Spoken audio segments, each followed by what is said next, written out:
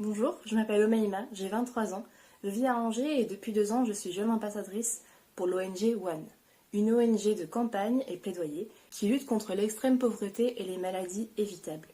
J'ai rejoint One car je suis persuadée que l'endroit où on est ne devrait pas déterminer nos chances de survie, du fait de l'accès ou non aux soins de santé nécessaires. La pandémie du Covid-19 a davantage mis en lumière l'importance de ce droit. Par définition, lors d'une pandémie, le virus ne s'arrête pas aux frontières et circule à travers le monde. Pour l'endiguer, une coopération internationale est donc nécessaire. Malheureusement, la réalité est tout autre. Si dans les pays riches, on commence à retrouver progressivement un rythme et un style de vie pré-pandémie, notamment grâce aux campagnes de vaccination massive, dans plusieurs pays à faible revenu, l'accès au vaccin est encore minime et le virus représente encore une forte menace, ainsi qu'un frein majeur aux activités économiques. Pour vous donner un exemple concret, le taux de vaccination en France atteint 75% contre seulement 6% en Afrique.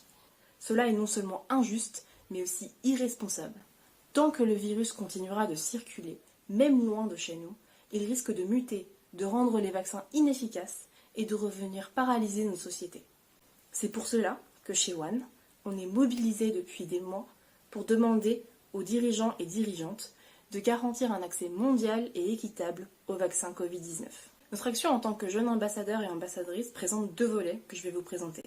D'une part, des actions de plaidoyer pour convaincre nos dirigeants à prendre position et à agir de manière concrète en faveur de l'accès au vaccin, ce qui permettra aux pays à faible revenu d'accélérer les campagnes de vaccination à destination de leur population.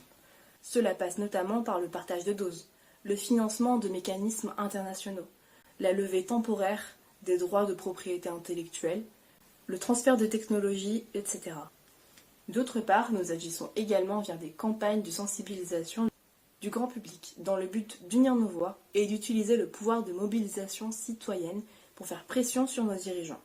Vous pouvez par exemple signer notre pétition sur notre site one.org. Lors du dernier G20 en octobre 2021, les dirigeants se sont mis d'accord sur l'objectif de vacciner 70% de la population de chaque pays d'ici septembre 2022. Cependant, ils n'ont pas précisé les moyens pour y parvenir, d'où la nécessité de poursuivre nos efforts pour qu'on puisse tous et toutes vaincre ce virus. Que ce soit au bout de la rue ou à l'autre bout du monde, l'accès au vaccin ainsi qu'aux soins ne devrait pas être une question de privilège, mais un droit fondamental, reconnu et protégé.